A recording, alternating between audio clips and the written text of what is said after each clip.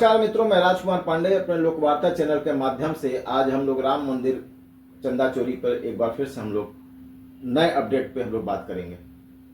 अयोध्या के राम मंदिर में आस्था के चढ़ावे पर बड़ी सेंध लगी है। देश को झकझोर देने वाली इस खबर में अब तक का सबसे बड़ा एक्शन हुआ है। राम जन्मभूमि तीर्थ क्षेत्र ट्रस्ट के महासचिव चंपत राय और ट्रस्टी अनिल मिश्रा ने अपने पद से इस्तीफा दे दिया है।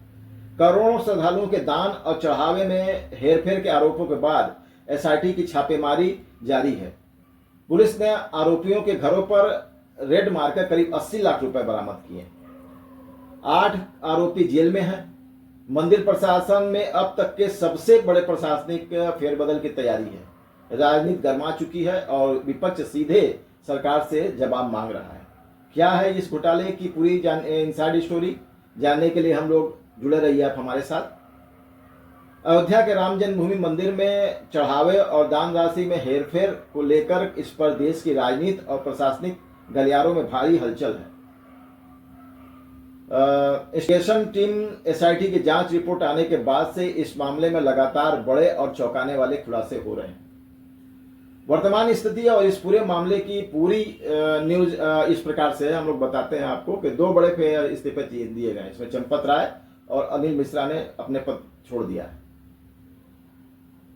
श्री राम जन्मभूमि ट्रस्ट तीर्थ क्षेत्र के ट्रस्ट के महासचिव चंपत राय, ट्रस्टी अनिल मिश्रा, इन लोगों ने बहुत देर बाद इस्तीफा दिया है।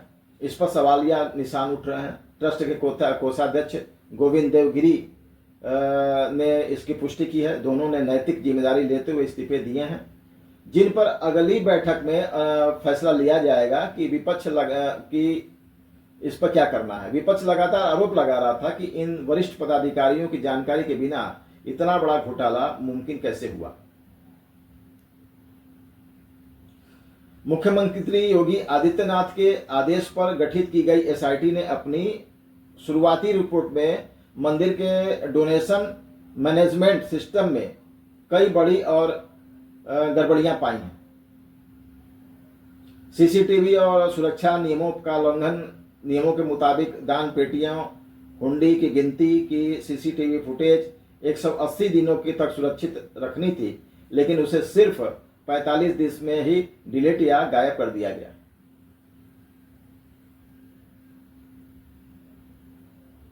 कैमरे छिपाना, पैसे टॉयलेट में रखना। जांच में सामने आया कि कैश गिनने वाले स्टाफ के कुछ लोग जानबूझकर सीसीटीवी कैमरे को ढक देते थे। एक घटना में तो डोनेशन काउंटिंग रूम के पास बने बाथरूम से कैश बरामद हुए, जिसे छिपाकर रखा गया था।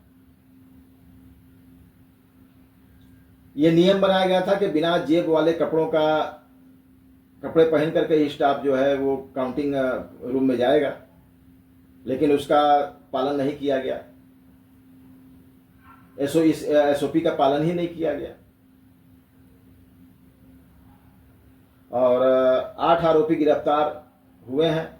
उनके घरों पर छापेमारी की जा रही है, पैसे की रिकवरी की जा रही है। इस पे एसआईटी की सिफारिश पर अयोध्या के राम जन्मभूमि थाने में एफआईआर दर्ज होने के बाद पुलिस ने कैश काउंटिंग से जुड़े 8 आरोपियों को गिरफ्तार कर लिया। इनमें चंपत राय का पूर्व ड्राइवर रामशंकर यादव उर्फ टिन्नी यादव भी शामिल है, जिसके पास अवैध रूप से दान पेटियों की चाबियां रहती थी। पुलिस ने इन आरोपियों के घरों पर छापेमारी की है, जहां से अब तक करीब 80 लाख रुपए कैश और कुछ विदेशी करेंसी, सोने चांदी के जेवरात और प्रॉपर्टी के कागजात भी बरामद किए गए हैं। सभी 8 आरोपियों को अदालत ने 29 जून 2026 तक न्यायिक हिरासत में भेज दिया गया। अब इस पर राजनीति गर्मा गई है। पक्ष और विपक्ष के बयान इस पे आ रहे हैं। सपा के मुखिया अखिलेश यादव सरकार पर निशाना साधते हुए कहा कि एसआईटी का इस्तेमाल सिर्फ बड़ी मछलियों को बचाने और छोटे कर्मचारियों को फंसाने के लिए सबूत मिटाने में किया गया है। विपक्ष तो आरोप लगाए ही गई।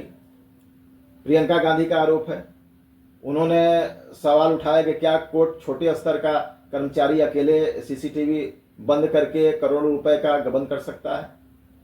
इसकी पूरी पारदर्शिता से जांच होनी चाहिए।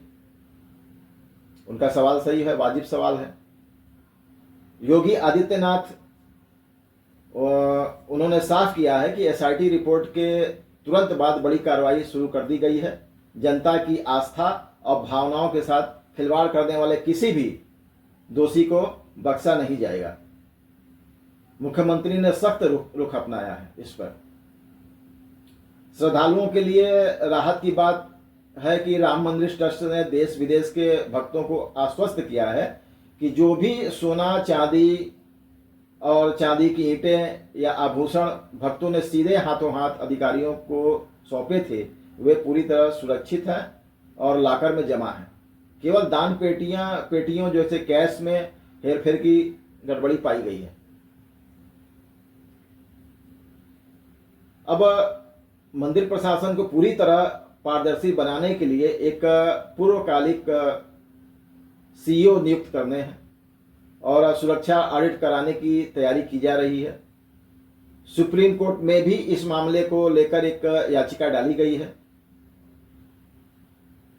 अब सवाल ये उठता है कि सीसीटीवी कैमरा बड़े अधिकारियों के हाथ में होता है और उसको खोलना, बंद करना और उसमें कुछ सर्च करना, ये बिना बड़े पदाधिकारियों के संभव नहीं है। किसी भी बड़े अति संवेदनशील संस्थान जैसे राम मंदिर में सीसीटीवी का कंट्रोल रूम और उसका एक्सेस किसी मामूली कर्मचारी के हाथ में नहीं होता। वहां बाकायदा एक प्रोटोकॉल और हायरार्की होती है। यही वजह है कि इस पूरे मामले में दाल में कुछ काला नहीं बल्कि पूरी दाल ही काली नजर आ रही है। और कुछ तकनीकी और प्रशासनिक कारण हैं, उन्हें इन बिंदुओं से समझा जा सकता है, जैसे कि पासवर्ड और कंट्रोल रूम तक पहुंच, सीसीटीवी फुटेज को डिलीट करना, कैमरे को बंद करना या 180 दिन के लिए उसको सेट करना, 45 दिन में गायब कर देना उसमें रिकॉर्डिंग, किसी आम गार्ड या कैश गिनने वाले कर्मचारी के बस की बात नहीं है। इसके लिए कंट्रोल रूम के प्रभारी, सुरक्षा प्रमुख या ट्रस्ट के आईटी प्रशासनिक अधिकारियों के डिजिटल सिग्नेचर और क्रेडेंशियल्स या पासवर्ड की जरूरत होती है। उच्च अधिकारियों की मौन सहमति इसमें हो सकती है। ये सामने आ रहा है, उजागर हो रहा है। अगर सिर्फ छोटे कर्मचारियों ने यह किया तो सबसे बड़ा सवाल यह उठता है कि जब दिनों दिन सीसीटीवी कैमरे में गड़बड़ियां पाई जा रही थी, उनके सामने रुकावटें आ रही थी, जैसे कैमरे बंद हो जा रहे थे और रुकावटें पैदा की जा रही थी, तो कंट्रोल रूम में बैठे सिक्योरिटी टीम और वरिष्ठ अधिकारी उसमें क्या कर रहे थे? या तो उन्होंने जानबूझकर आंखें मूंद रखी थी, उनकी मौन सहमति थी, या फिर यह सब सीधे उनके आदेश पर ही हो रहा था। यह एक प्रश्नवाचक चिन्ह है, सवाल है। चंपत राय और अनिल मिश्रा के इस्तीफे का असली कारण जो सामने आया है उसमें समझ में आ रहा है कि विपक्ष और आम जनता का भी ठीक यही तर्क है। अब इसमें सवाल ये उठ रहा है कि क्या उसमें इनकी सीधे सहमति थी या उनके आदेश पर ही ये हो रहा था? अब चंपत राय और अनिल मिश्रा के इस्तीफा का असली कारण क्या हो सकता है? इस पर विपक्ष भी सवाल खड़ा कर रहा है। उनके ऊपर कोई दबाव था? ट्रस्ट के महासचिव चंपत राय और ट्रस्टी अनिल मिश्रा को इस्तीफा देना पड़ा। भले इसे नैतिक जिम्मेदारी कहा जा रहा हो, लेकिन प्रशासनिक रूप से यह साफ है कि शीर्ष नेतृत्व की लापरवाही या संलिप्तता के बिना इतना सुनियोजित घोटाला मुमकिन नहीं था। इसमें सवाल यह भी उठ रहा है कि क्या छोटे कर्मचारियों को बलि का बकरा बनाया जा रहा है? राजनीतिक विश्लेषकों और विपक्ष का सीधा आरोप है कि पुलिस और प्रशासन इस मामले में बलि का बकरा ढूंढ रहे हैं। 4 छोटे कर्मचारियों को जेल में भेज करके उसके पास से 80 लाख रुपए बरामद करके यह दिखाने की कोशिश हो रही है कि केस सुलझ गया, जबकि असली मास्टरमाइंड जो सीसीटीवी बंद करने का आदेश दे सकते थे वे अभी भी पर्दे के पीछे हो सकते हैं। सीसीटीवी फुटेज से छेड़छाड़ होना ही इस बात का सबसे बड़ा सबूत है कि इस घोटाले के तार मंदिर प्रशासन के बहुत ऊंचे पदों पर बैठे लोगों से जुड़े हुए थे।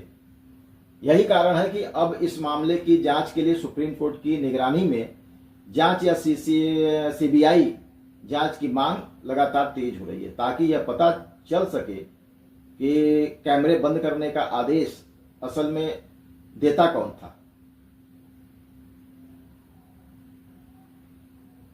ये एक सीधा सवाल है।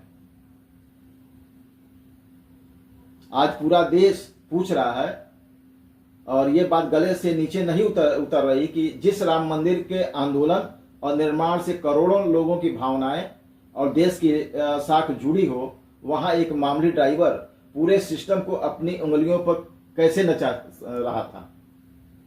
एसआईटी की जांच में जो बातें सामने आई हैं वे साफ कहती हैं कि यह काम सिर्फ एक ड्राइवर का नहीं था। इसके पीछे सत्ता रसूख और नेक्सस का एक बेहद खतरनाक खेल चल रहा था। चंपत राय का अंधविश्वास भी हो सकता है, जिससे उन्होंने असीमित पावर अपने ड्राइवर को दे दिया था। गिरफ्तार हुआ मुख्य आरोपी रमाशंकर यादव उर्फ टिन्नू यादव सिर्फ गाड़ी का स्टीयरिंग नहीं संभालता था, बल्कि वह ट्रस्ट के महासचिव पद चंपत राय का सबसे करीबी और भरोसेमंद सिपाहसालार बन चुका था। चंपत राय के नाम और उसके रसूख का इस्तेमाल करके टिन्नू यादव ने मंदिर के भीतर अपना एक समानांतर साम्राज्य खड़ा कर लिया था।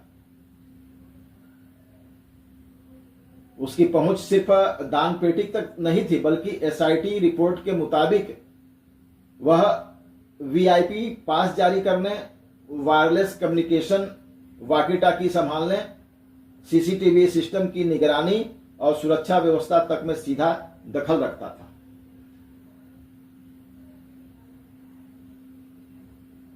अपनों को सिस्टम में फिट करना और एक ड्राइवर के पास इतनी ताकत कहां से आई। उसने सीधे खुद चोरी करने के बजाय अपने रसूख का इस्तेमाल कर अपने पूरे नेटवर्क को मंदिर के संवेदनशील विभागों में नौकरी पर रखवाता था अपने आदमियों को। टिन्नू यादव ने अपने सगे भतीजे मनीष यादव को कैश काउंटिंग नोट गिनने में लगाया, स्टाफ में शामिल करवाया। इसके अलावा पकड़े गए बाकी आरोपी जैसे लवकुश मिश्रा, अनुकल्प मिश्रा आदि भी कहीं न कहीं ट्रस्ट के बड़े पदाधिकारियों के करीब या रिश्तेदार थे, जो नोट गिनने और दान पात्रों को बेसमेंट तक सुरक्षित पहुंचाने की जिम्मेदारी संभाल रखे थे।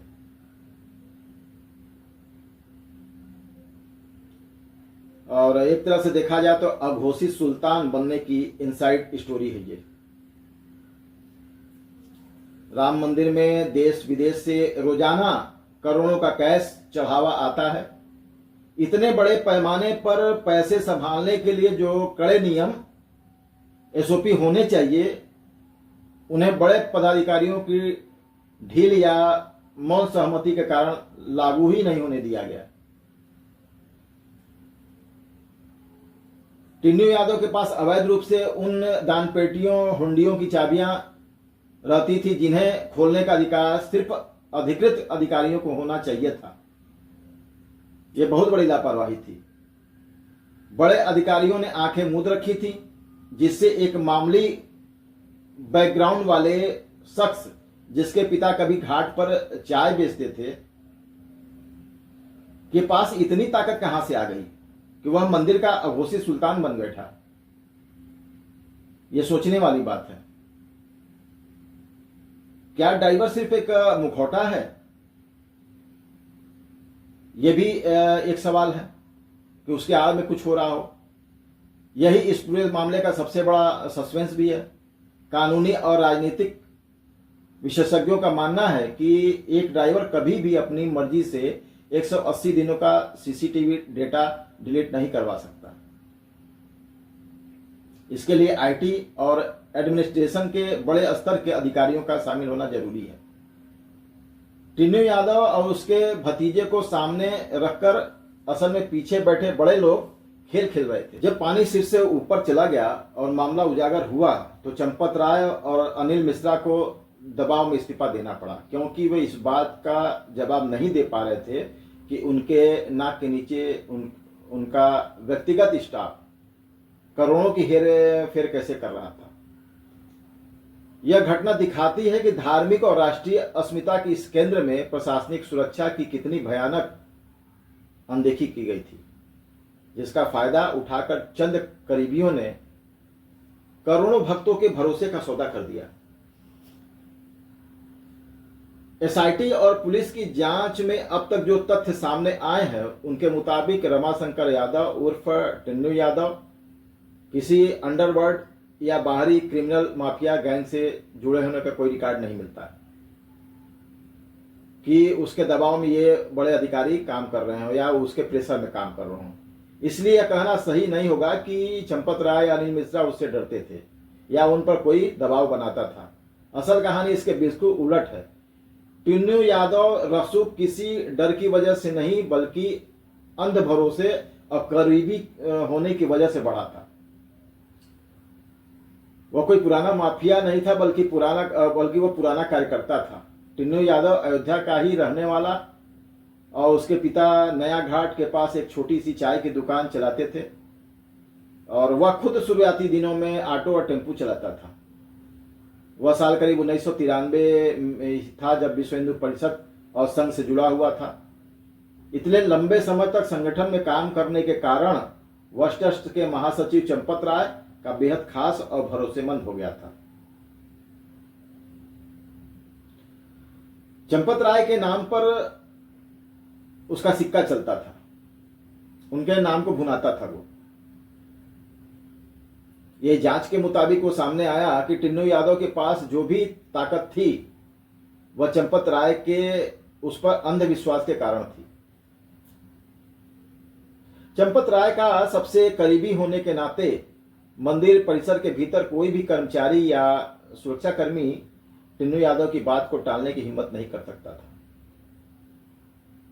इसी रसूख का फायदा उठाकर वह मंदिर परिसर में करीब ये मेन पावर मैनेजमेंट को चढ़ावे को बैंक तक पहुंचाने जैसी अति संवेदनशील जिम्मेदारियां भी खुद संभालने लगा था। उसने चंपत राय और अनिल मिश्रा से डरने या डराने के बजाय उनके भरोसे को जीता, अपना एक मजबूत नेटवर्क खड़ा किया और नोट गिनने वाले स्टाफ में अपने ही भतीजे मनीष यादव और करीबियों को फिट कर दिया। वो दबाव में नहीं बल्कि बड़ी लापरवाही इसको माना जा सकता है। चंपत राय या अनिल मिश्रा किसी दबाव में नहीं थे बल्कि प्रशासनिक स्तर पर उनके भयानक लापरवाही हुई। उन्होंने अपने इस पुराने सेवादार पर आंख मूंद कर भरोसा किया, जिसके कारण टिन्नू यादव के पास दान पेटियों की मुख्य चाबियां तक पहुंच गई। इसी का फायदा उठाकर उसने और उसके साथियों ने 2-3 साल तक करोड़ों रुपए की हेराफेरी को अंजाम दिया। जब यह घोटाला पकड़ा गया और सीसीटीवी फुटेज सामने आए तो चंपत राय और अनिल मिश्रा को नैतिक जिम्मेदारी लेते हुए इस्तीफा देना पड़ा, क्योंकि वे अपने इस करीबी ड्राइवर की करतूतों और अपनी प्रशासनिक नाकामी का जवाब नहीं दे पा रहे थे। फिलहाल टिन्नू यादव समेत सभी 8 आरोपी जेल में हैं और पुलिस इनके खिलाफ गैंगस्टर एक्ट के तहत कार्रवाई की तैयारी कर रही है।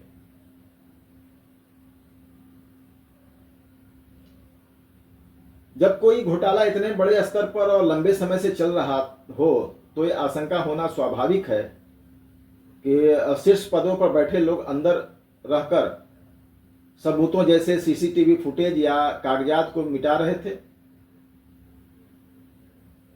ये सवाल ये उठता है कि उन लोगों ने इस्तीफा इतने देर में क्यों दिया? कानूनी और राजनीतिक कारण हो सकते हैं, उन्हें हम 4 बिंदुओं में समझने का प्रयास करेंगे। सबूत मिटाने की आशंका हो सकती है, फुटेज गायब होने की। यह सोचना बिल्कुल सही साबित हो रहा है कि अंदर रहकर सबूत मिटाए गए। यह हो सकता है।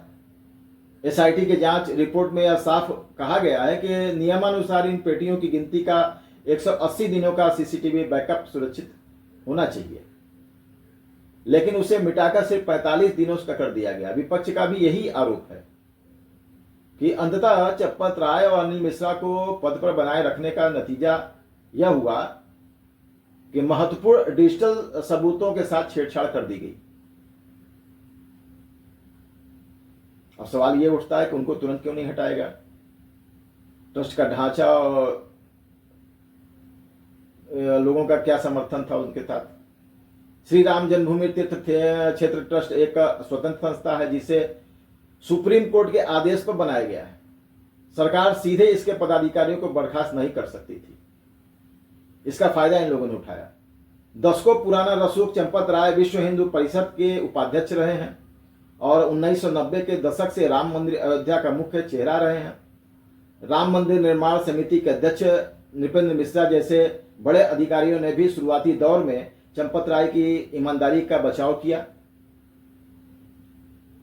जब तक एसआईटी ने अपनी शुरुआती रिपोर्ट 23 जून उत्तर प्रदेश सरकार को नहीं सौंपी थी और 25 जून को पुलिस ने अब पहली एफआईआर दर्ज करके 8 लोगों की गिरफ्तार नहीं कर लिया, तब तक ट्रस्ट के बोर्ड ने कोई आधिकारिक एक्शन नहीं लिया।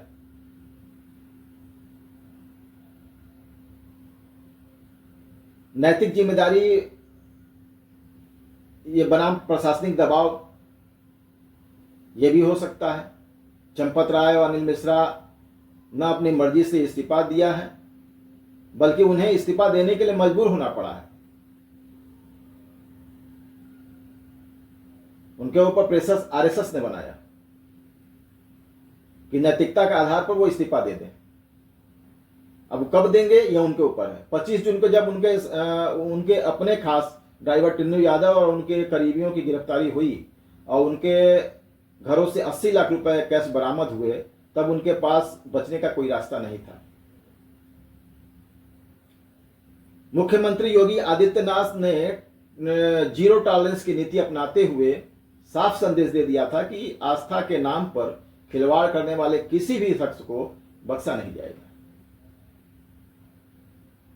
इस कड़े रुख का कारण ही 26 जून को दोनों के इस्तीफे सामने आए। विपक्ष का आरोप है कि क्या बड़ी मछलियों को बचाने की कोशिश की जा रही है। अखिलेश यादव और संजय सिंह जैसे विपक्षी नेताओं का सीधा आरोप है कि चंपत राय और अनिल मिश्रा को पद से हटाने में जानबूझकर देरी की गई ताकि ये अंदर रहकर फाइलों और सबूतों को दफा दफा कर सकें। विपक्ष का कहना है सिर्फ 8 छोटे कर्मचारियों को जेल भेजना एक आईवास दिखाता है, जबकि असली मास्टरमाइंड इसको बचाने के लिए उन्हें इतना समय दिया गया। अब आगे क्या है? ट्रस्ट ने इन दोनों के इस्तीफे पत्र मिलने की पुष्टि कर दी है और अगली बैठक में इन पर अंतिम निर्णय लिया जाएगा।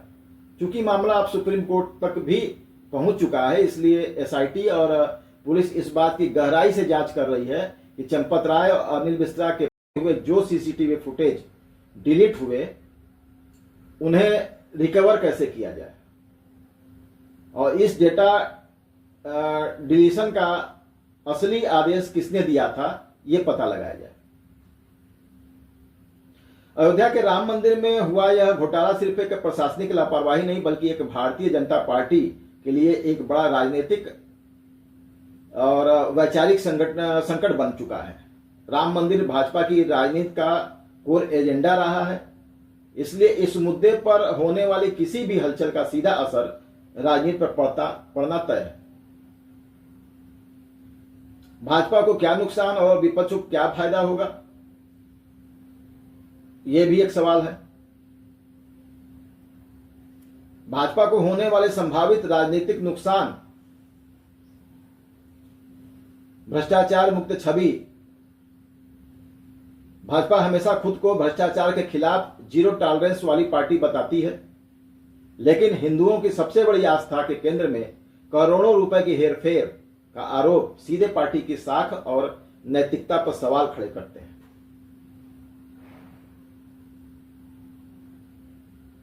कोर वोट बैंक हिंदू मतदाताओं में नाराजगी। राम मंदिर के लिए देश के कोने कोने से गरीब से लेकर अमीर तक हर वर्ग के ने अपनी गाढ़ी कमाई का दान दिया है। चढ़ावे की चोरी और सीसीटीवी फुटेज गायब होने जैसी खबरों से आम राम भक्त खुद को ठगा हुआ सा महसूस कर रहा है, जिससे भाजपा का कैडर और उसका मूल हिंदू वोट बैंक नाराज हो सकता है।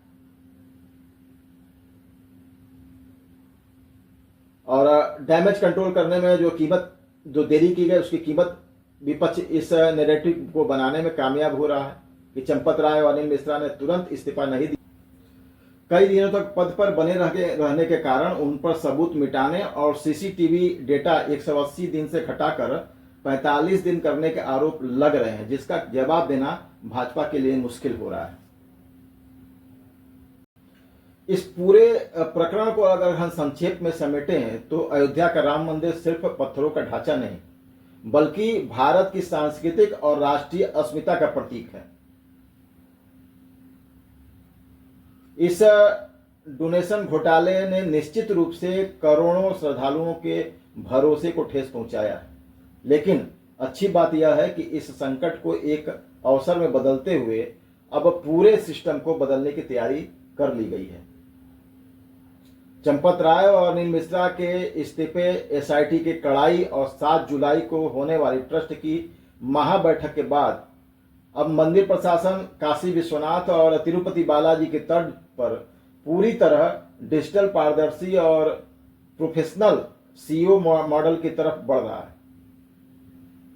कहते हैं कि परीक्षा की घड़ी में ही व्यवस्था की असल मजबूती का पता चलता है।